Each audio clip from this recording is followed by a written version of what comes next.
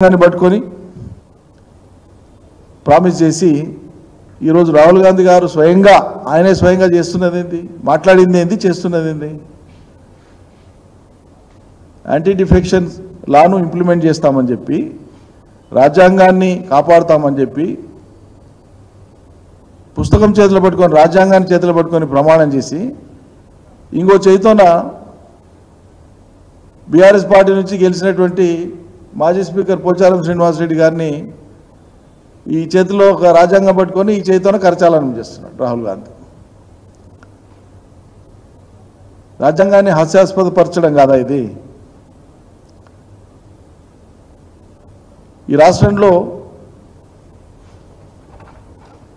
మిగిలినటువంటి శాసనసభ్యులు 4-5 వివిధ సందర్భాల్లో కాంగ్రెస్ పార్టీలో చేరిరు, కాంగ్రెస్ చేర్చుకున్నది. ఓకే, మరి రాహుల్ గాంధీ గారు వారు ప్రవచించినటువంటి నీతి సూత్రాలకు కట్టుబడి ఉంటే, రాజ్యాంగ సూత్రాలకు కట్టుబడి ఉంటే, వారు చెప్పినటువంటి ధర్మ సూత్రాలకు కట్టుబడి ఉంటే, వారు చెప్పిన రాజకీయ విలువలకు కట్టుబడి ఉంటే, వీళ్ళందరి చేత రాజీనామా చేయించమని ఎందుకు చెప్పట్లేదు? వీళ్ళతో రాజీనామా చేయించి విలువలకు మేము పట్టం కడుతున్నామని ఎందుకు మాట్లాడతలేరు? ఈ డబుల్ స్టాండర్డ్స్ ఎందుకు మరి మీకు? మరి మొన్ననే కేశవరావు గారు రాజ్యసభ కూడా రాజీనామా చేసింది కదా, అదే మోతాదులో అదే పద్ధతిలో ఇతర పార్టీల నుంచి గెలిచి వచ్చినటువంటి వాళ్ళు మా పార్టీలో జాయిన్ అయితే కండిషనల్గా వాళ్ళు రాజీనామా చేసి రావాలని ఎందుకు చెప్తలేడు రాహుల్ గాంధీ? అంటే రాహుల్ గాంధీ గారు మాట్లాడినటువంటి మాటలన్నీ కూడా డబుల్ స్టాండర్డ్సే అని చెప్పి దేశం భావించదా? ఆయన దేశ నాగరిక భారమని అనేక సార్లు చెప్తుంటాడు, దేశ పౌరులను ఉద్దేశించి మాట్లాడుతుంటాడు. పార్లమెంట్లో మాట్లాడేటప్పుడు కూడా ఇప్పుడు విపక్ష నేత, ప్రతిపక్ష నేత, ఇదివరకు విపక్ష పార్టీ ఎంపీగా మాట్లాడేటప్పుడు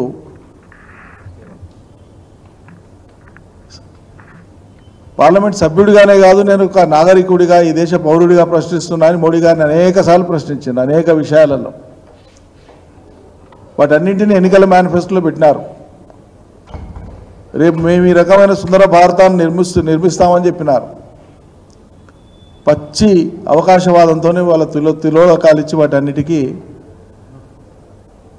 ఒక్కటి అంటే ఒకటి చెప్పిన మాటకు దిక్కులేదు.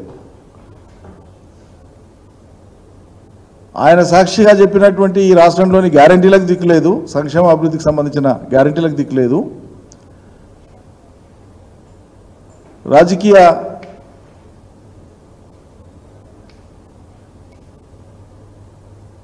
ఏమంటాం, అసలు ఆ పదాలు ఉపయోగించాలంటే నాకు కూడా ఇబ్బందిగా ఉంది. ఒక పార్టీ నుంచి గెలిచి ఇంకో పార్టీకి వచ్చేటప్పుడు ఇంత నిస్సిగ్గుగా ఎట్లా ప్రోత్సహిస్తారు? చెవులు వినిపిస్తలేవా, కళ్ళు కనిపిస్తలేవా? మరి కాంగ్రెస్ అధిష్టానానికి మనకు తెలియకుండా జరుగుతుందా? ఇది మా గొప్పతనం, మాజీ స్పీకర్ని తీసుకొని వచ్చినాం, జాయిన్ చేపిస్తాను, గొప్పతనంలాగా వాళ్ళు ఎగ్జిబిట్ చేస్తూ ఉంటే, వాళ్ళ కరచాలనం చేసి స్వాగతిస్తూ ఉంటానంటే ఏం విలువలు ఉన్నట్లు మీకు? మరి ఎందుకు మాట్లాడినారు విలువల గురించి? వీటన్నింటికీ ఖచ్చితంగా సాక్షాత్తు రాహుల్ గాంధీ గారే జవాబు చెప్పాలి. ఎందుకంటే ఒక నాగరిక పౌరుడిగా అడుగుతున్నాను. రాహుల్ గాంధీని ప్రశ్నించాలంటే రాహుల్ గాంధీ స్థాయిలో ఇందిరాగాంధీ మనవడే కావాల్సిన అవసరం లేదు. మీరు ఈ దేశ రాజ్యాంగం గురించి, ఈ దేశ పౌరులకు సంబంధించినటువంటి రాజ్యాంగం గురించి మాట్లాడినప్పుడు ఈ దేశంలోని పౌరుడిగా మీరు చెప్పినటువంటి మాటలనే గుర్తు చేయడం పౌరుడిగా మా బాధ్యత అనుకొని ఇలా మీకు అనేక అంశాలతో కూడినటువంటి లేఖను స్వయంగా రాహుల్ గాంధీ గారికి స్వయంగా నేను అడ్రస్ చేస్తున్నాను బీఆర్ఎస్ పార్టీ తరఫున. ఇందులో పొందుపరిచినటువంటి ప్రతి అంశానికి స్వయంగా రాహుల్ గాంధీ గారే జవాబు చెప్పాలి దేశ ప్రజలకి. ఇది ఇక్కడితోనే వదలం, తెలంగాణకి పరిమితం కాదు, జాతీయ మీడియాకు కూడా పంపిస్తాం.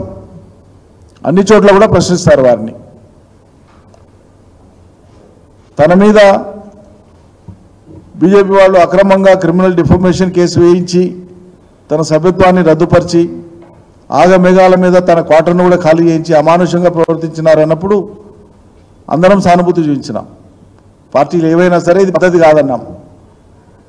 తాను స్వయంగా సుప్రీంకోర్టు ఆయనకు ఊరట కల్పిస్తే న్యాయ వ్యవస్థ మీద, సుప్రీంకోర్టు మీద నాకు అచంచలమైన విశ్వాసం ఉందని చెప్పి రాహుల్ గాంధీ గారు ప్రకటించినారు. మరి భారత సర్వోన్నత న్యాయస్థానము చాలా స్పష్టంగా చెప్పింది ఈ డిఫెక్షన్స్ విషయంలో. ఒక పార్టీ నుంచి గెలిచి ఇంకో పార్టీలో చేరితే తక్షణం వాళ్ళ సభ్యత్వం రద్దు కావాల్సిందే, స్పీకర్ నిర్ణయం తీసుకోవాల్సిందే, కాల వ్యవధి కూడా చెప్పింది. మరి ఎందుకు మరి మీ పార్టీ సభ్యుడిగా శాసనసభ్యుడిగా గెలిచిన వ్యక్తే స్పీకర్గా ఉన్నారు కదా, మీరు ఆదేశించకపోవచ్చు కానీ గైడ్ చేయొచ్చు కదా, సూచనలు ఇవ్వచ్చు కదా, సజెస్ట్ చేయొచ్చు కదా. స్పీకర్ నిర్ణయం తీసుకోమని ఎందుకు చెప్పారు? నైతికతకు ఎందుకు కట్టుబడి ఉండరు? చేరేటువంటి వాళ్ళకి మీరు ఎందుకు చెప్పారు మీరు రాజీనామా చేసారని మా దాంట్లోకని? కాబట్టి ఈ డబుల్ స్టాండర్డ్స్ బీజేపీ చెప్పింది చేయదు అని దేశ ప్రజలకు తేలిపోయింది. అందుకే మూడోసారి మోడీ గారికి తటకపడి ఫలితం వచ్చింది. మరి మీరు వారిని రిప్లేస్ చేసి దేశంలో ఏదో గొప్ప చేయబోతామని చెప్తున్నారు, కలలు కంటున్నారు కదా. ఇవన్నీ కూడా రేపు చర్చకు రావా? వివిధ రాష్ట్రాలలో మిమ్మల్ని ప్రశ్నించారా ప్రజలు? రాజకీయ పక్షాలు రాబోయేటువంటి రోజులలో మిమ్మల్ని వదిలిపెడతారా ఇవన్నీ చేస్తే? ధైర్యం లేదా? రాజీనామా చేయించి ఎన్నికలు ఫేస్ చేసే ధైర్యం లేకపోతే మీరు దేశాన్ని ఎట్లా నడుపుతారు? 5 ఎమ్మెల్యేలను రాజీనామా చేయించి ఎన్నికల బరిలో పెట్టి సత్తా తేల్చుకోనికి ధైర్యం లేకపోతే భారత పార్లమెంట్ ఎట్లా నడుపుతారు భవిష్యత్తులో? పిరికి వాళ్ళ చాతగాక వెనికిపోతున్నారా?